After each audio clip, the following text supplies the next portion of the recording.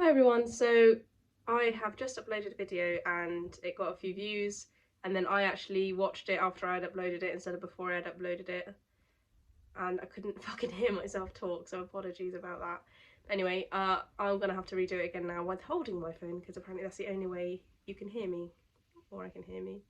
I do have a mic, just FYI, but it's got an aux cable and my phone isn't freaking compatible for a freaking aux cable, so I'm gonna have to order a jack lightning cable thing, which I do have, but the other day it got stuck underneath my fucking car seat, so anyway, I am just going to quickly run through, if I can get my finger out the lens. I really hope you can hear me. Anyway, I've just come back from holiday in the Isle of Wight, which was lovely, where I used to visit my nan when she was alive, and it reminded me of a call that I took about two elderly people going missing. So these two elderly people went on holiday with their daughter, who was in her 50s at the time, and they had gone out for the day, and the daughter said, "Let you two pop back, I will go to the shops and get a few bits. Can you see Stanley?" Probably just a big mass of fur. So the daughter then went back to the Airbnb where they were staying, and there was no sign of her parents, so she left it a little bit and kind of had a look around the area. And these two elderly people didn't have like a mobile phone on them or anything like that, so she left it a few hours to see if they'd come back, and they didn't return. So she phoned up on 101 and just said, "Oh, I just thought I should better report them as missing," because I think she'd googled what to do and they didn't know the area. So she said, "Oh, they haven't returned." So I started asking her questions. I mean, reality, I guess you don't know the outcome of this, so you kind of expect that kind of call to be on a 999. But anyway, so this daughter clearly wasn't too worried at the time, so she just phoned on 101, and I started asking her the missing person questions, which are they suicidal? They're all very standard and generic. But because they were elderly, I decided to ask some different ones, like, do they suffer with Alzheimer's? Do they know the area at all? Do they drive? Are they capable enough, to get on a bus? Do they have bus passes? That sort of stuff. So are they going to walk anywhere?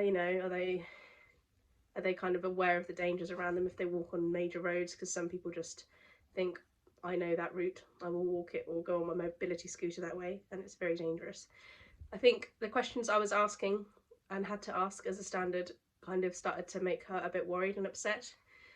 So I had to manage that side of things too, to make sure that she was okay. I said things like, don't worry too much. These are just standard questions, and don't worry because they are together as well. It's not like it's just one of them that's gone off.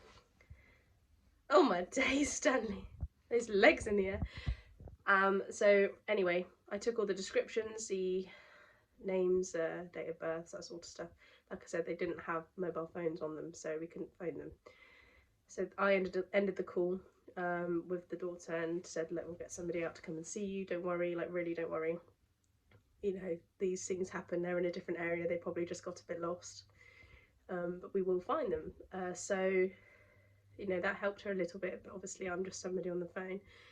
And then I looked back a few hours later and they hadn't been found, so I started thinking, "Oh fuck."